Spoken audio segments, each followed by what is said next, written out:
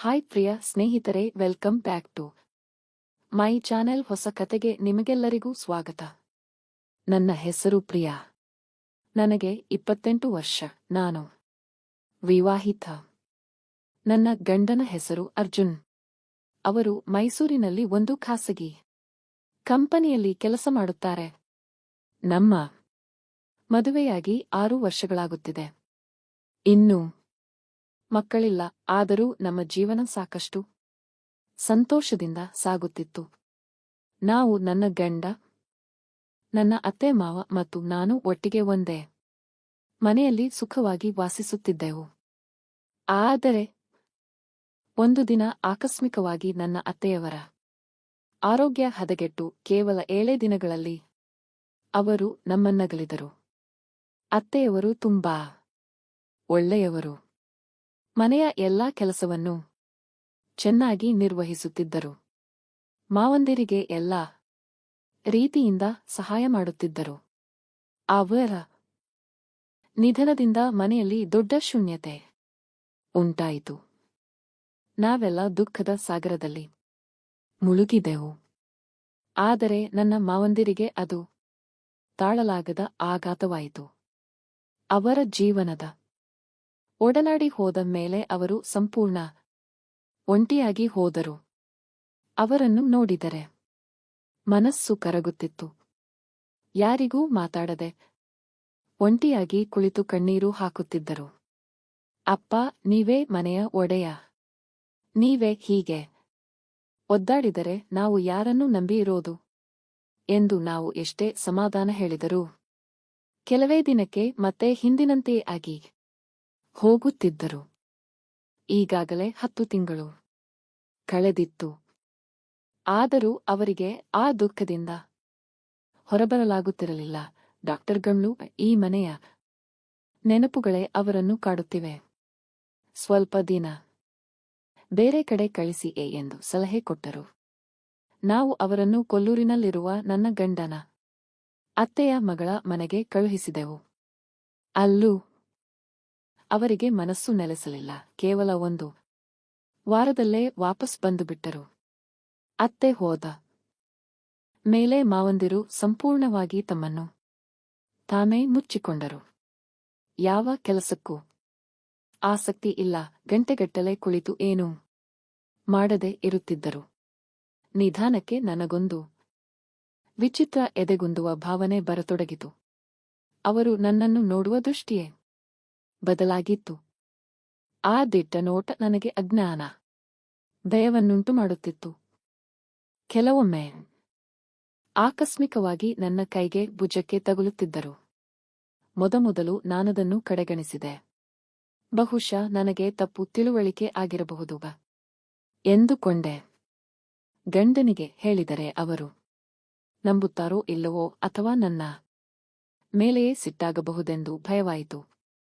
ಅದಕ್ಕೆ ಯಾವುದನ್ನು ಹೇಳದೆ ಇದ್ದೆ. ಒಂದು ದಿನ ಮಧ್ಯಾಹ್ನ ಸ್ನಾನಕ್ಕೆ ಹೋಗುವಾಗ ಅರ್ಜುನ್ ಆಫೀಸಿಗೆ ಹೋಗಿದ್ದರು. ಮನೆಯಲ್ಲಿ ನಾನು, ಮಾವಂದಿರು ಮಾತ್ರ. ನಾನು ಸ್ನಾನಕ್ಕೆ ಸಿದ್ಧಳಾಗುತ್ತಿದ್ದಂತೆಯೇ ಅವರು ಬಾತ್ರೂಮ್ ಒಳಗೆ ಹೋಗಿ ಬೀಳು ಬಿಟ್ಟರು. ಸಾಕಷ್ಟು ಹೊತ್ತು ಕಾಯ್ದರೂ ಹೊರಗೆ ಬರಲಿಲ್ಲ. ಅಪ್ಪ, ಬೇಗ ಬನ್ನಿ, ನನಗೂ ಸ್ನಾನ ಮಾಡಬೇಕು ಎಂದು ಕರೆದೆ. ಯಾವ ಉತ್ತರವೂ ಇಲ್ಲ. ಗಂಟೆಗಟ್ಟಲೆ ಕಾದೆ. ಮೋಡಿ ಸಂಭೋಗ ವಶೀಕರಣ ಸ್ಪೆಷಲಿಸ್ಟ್. ವಶೀಕರಣಕ್ಕೋಸ್ಕರನೇ ಕರೆ ಮಾಡಿ. ಮಹಾಕಾಳಿ ತಾಂತ್ರಿಕ ಪೀಠಂ ಶ್ರೀ ಮಹಾ ಅಘೋರ ತಪಸ್ವಿ. ನಿಮ್ಮ ಪ್ರೀತಿಯನ್ನ ಮರಳಿ ಪಡೆಯಬೇಕೇ? ನಿಮ್ಮ ಪ್ರೀತಿಯನ್ನ ಮನೆಯಲ್ಲಿ ಒಪ್ಪುತ್ತಿಲ್ಲವೇ? ನೀವು ಇಷ್ಟಪಟ್ಟ ವ್ಯಕ್ತಿ ನಿಮ್ಮಂತೆ ಆಗಬೇಕೇ? ಲವ್ ಮ್ಯಾರೇಜ್ ನಲ್ಲಿ ಕುಟುಂಬದಿಂದ ಕಿರಿಕಿರಿಯಾಗುತ್ತಿದೆಯೇ? ನಿಮ್ಮ ಪತಿ ಅಥವಾ ಪತ್ನಿಗೆ ಪರಸ್ತ್ರೀ ಸಹವಾಸ ಬಿಡಿಸಬೇಕೇ? ಇಲ್ಲಿದೆ ಶಾಶ್ವತ ಪರಿಹಾರ. ವಶೀಕರಣ ಮತ್ತು ಶತ್ರು ಮುತ್ತಿಗೆಗೆ ಓಪನ್ ಚಾಲೆಂಜ್. ನಿಮ್ಮ ಕೆಲಸ ಕೇವಲ 2 ಗಂಟೆಯಲ್ಲಿ ಶಾಶ್ವತ ಸಮಾಧಾನ ಇಲ್ಲಿದೆ. ಕೆಲಸ ಆಗದಿದ್ದಲ್ಲಿ ನಿಮ್ಮ ಹಣ ವಾಪಸ್. ಗುಪ್ತ ಅಘೋರ ವಾಮ ಪದ್ಧತಿಯಿಂದ ಇಲ್ಲಿ ಶಾಶ್ವತ ಪರಿಹಾರ ಗ್ಯಾರಂಟಿ. ಮಧ್ಯಾಹ್ನದವರೆಗೂ ಸ್ನಾನ ಮಾಡಲಾಗಲಿಲ್ಲ. ನನ್ನ ದೇಹವೆಲ್ಲ ನಡುಗತೊಡಗಿತು.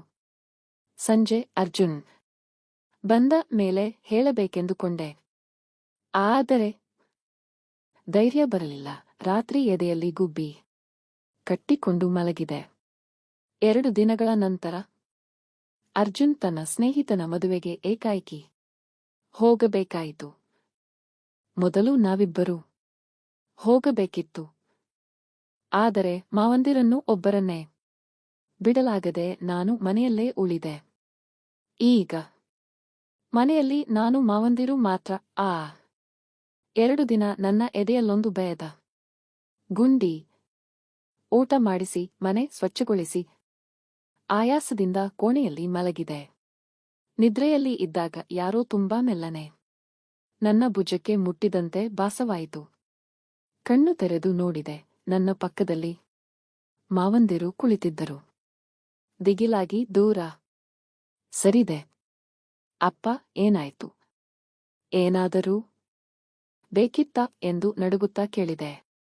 ಅವರು ನಗುತ್ತಾ, ಏನಿಲ್ಲ ಪ್ರಿಯಾ, ನಿನಗೂ ನನಗೂ ಚಹಾ ಮಾಡಿದ್ದೇನೆ. ನಿನ್ನನ್ನು ಕರೆದೆ, ಎಚ್ಚರವಾಗಲಿಲ್ಲ, ಅದಕ್ಕೆ ಇಲ್ಲಿಗೆ ತಂದೆ ಎಂದು 2 ಕಪ್ ಚಹಾ ಇಟ್ಟರು.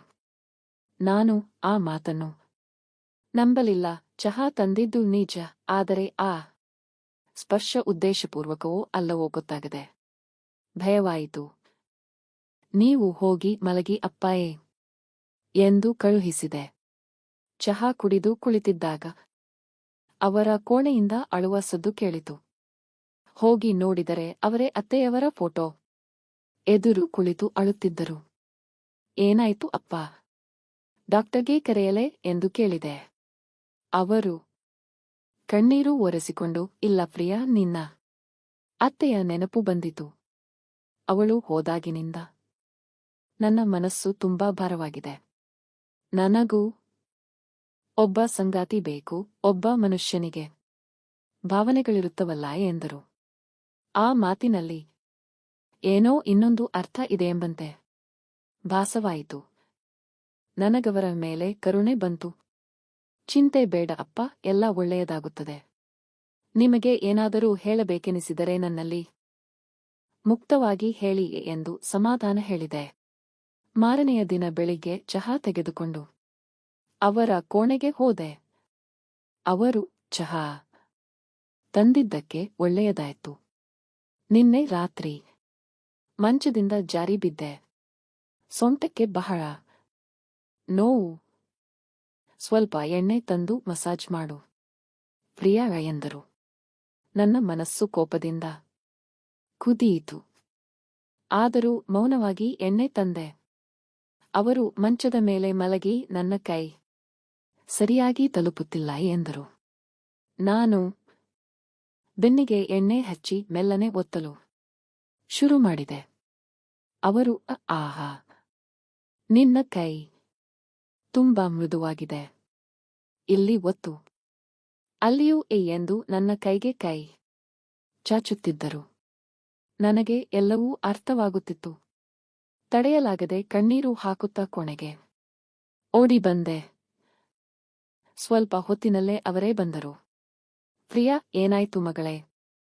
ನೀನು ಏಕೆ ಅಳುತ್ತಿದ್ದೀಯಾ? ನಿನಗೆ ನನ್ನ ಮಾತು ಕೆಟ್ಟದಾಗಿ ಅನಿಸಿತೆ? ನಾನು ನಿನ್ನನ್ನು ನನ್ನ ಮಗಳಂತೆ ನೋಡಿಕೊಳ್ಳುತ್ತೇನೆ. ನನ್ನ ಹೆಂಡತಿ ಹೋದ ಮೇಲೆ ನನ್ನ ಮನಸ್ಸು ಸ್ವಲ್ಪ ತತ್ತರಿಸಿದೆ ಅಷ್ಟೇ. ಆದರೆ ನಿನ್ನ ಮೇಲೆ ಎಂದೂ ತಪ್ಪು ಉದ್ದೇಶ ಬಂದಿಲ್ಲ. ನಿಜವಾಗಲೂ ಸೊಂಟಕ್ಕೆ ನೋವು. ನೀನು ತಪ್ಪಾಗಿ ತಿಳಿದುಕೊಂಡಿದ್ದೀಯಾ ಎಂದು ನನಗೂ ಅನಿಸುತ್ತಿದೆ.